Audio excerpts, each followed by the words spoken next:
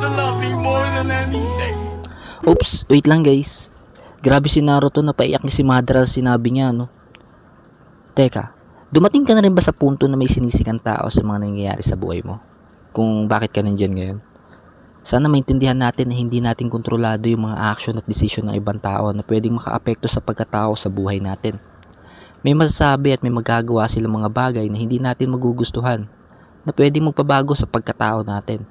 Pero nasa iyo pa rin naman yung final decision kung anong pipiliin mo after niya ma-involve sa buhay mo. After ng mga bagay na ginawa niya sa'yo. Either ilugmok mo sarili mo or pipiliin mong bumangon at harapin yung realidad ng mundo na may kasamang talino.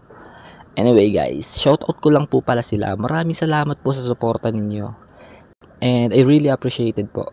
God bless.